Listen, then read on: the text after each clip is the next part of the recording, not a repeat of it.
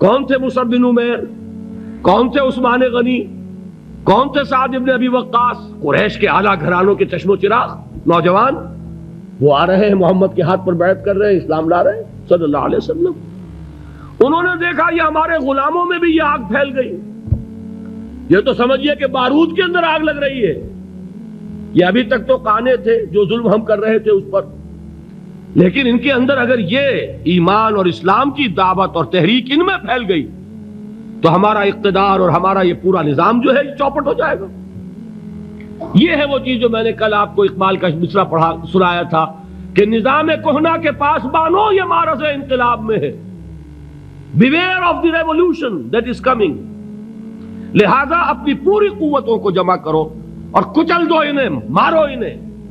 یہ کام شروع ہوا ہے سن 5 سے، بلکہ 4 کہنا چاہیے، 4 سے لے کر 12 تک 8 برس اس کو کہتے ہیں پرسیکیوشن، فزیکل پرسیکیوشن، تشدد، مار پیٹ، جلانا، دہتے ہوئے انگاروں پر لٹانا، فاقے رکھنا، بھوکے رکھنا، ان کو ڈال دی گئی زنجیریں، گھروں میں بند کر دیا گیا نوجوانوں کو۔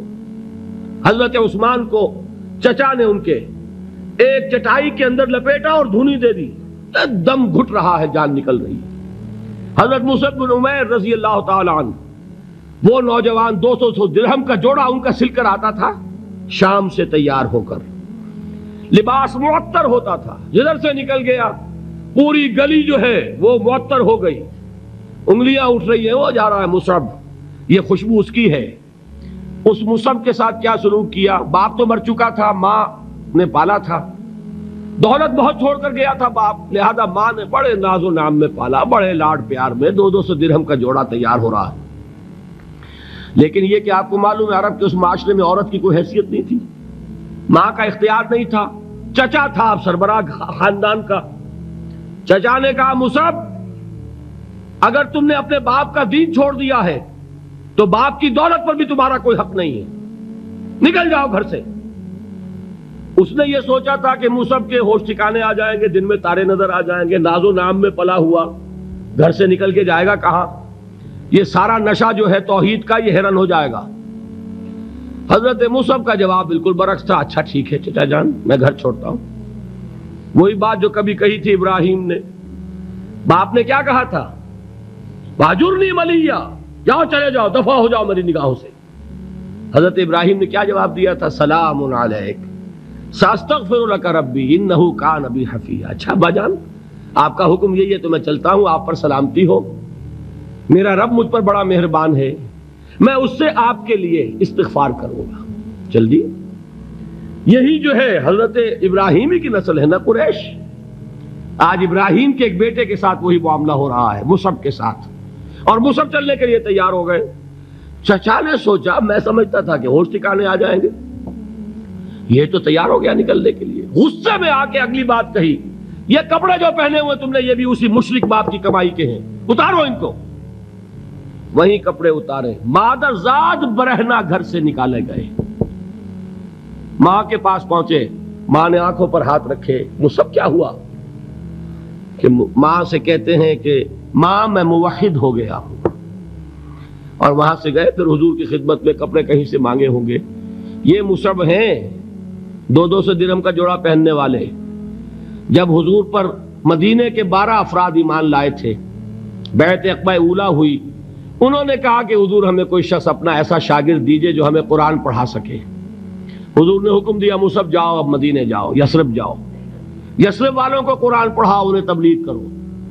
مصعب گئے ہیں وہاں، 1 سال کی کمائی 75 افراد لا کر حضور کے جھولی میں اگلے سال ڈال دیے کہ حضور یہ میری 1 سال کی کمائی ہے۔ 72 مرد 3 عورتیں، انہوں نے وہ بیعت کی تھی، بیعت عقبہ ثانیہ، جس کے الفاظ کل میں نے آپ کو سنائے تھے، بایعنا رسول اللہ صلی اللہ علیہ وسلم علی السمع والطاعت فی العسر والیسر والمنشط والمکرہ وعلی اثرۃ علینا وعلی لا ننازع الامر اہلہ وعلی ان نقول بالحق اینما کنا لا نخاف فی اللہ لومۃ لائم۔ یہ 72 مرد تھے مدینے کے جنہوں نے یہ بیعت کی، پھر انہوں نے ریکویسٹ کی کہ حضور اب آپ ہمارے ہاں تشریف لائیے، ہم اگر یہ مکے والے وہاں حملہ کریں گے تو ہم آپ کی حفاظت کریں گے جیسے کہ اپنے اہل و عیال کی کرتے ہیں۔ بہرحال وہ مصعب بن عمیر ہیں جو غزوہ احد میں شہید ہوئے، اور جب شہید ہوئے تو ان کے جسم پر صرف ایک چادر تھی۔ ایک بات تو یہ نوٹ کیجئے، موضوع سے ذرا بات تھوڑی ادھر ادھر جا رہی ہے، لیکن یہی چیزیں ہیں اصل میں کہ جو ہمارے دلوں کو منور کرنے والی ہیں نور ایمان سے۔ وہ علم بردار تھے غزوہ احد میں، جھنڈا مسلمانوں کا ان کے پاس تھا۔ ایک ہاتھ پر ایک شانے پر وار پڑا، ہاتھ کٹ گیا، دوسرے سے تھاما، دوسرے پہ کٹ گیا، اب دونوں حصوں کے بچے ہوئے ٹکڑوں سے جھنڈے کو تھاما، گرنے نہیں دیا، یہاں تک کہ شہید ہو گئے۔ گرے ہیں تو جھنڈا گرا ہے۔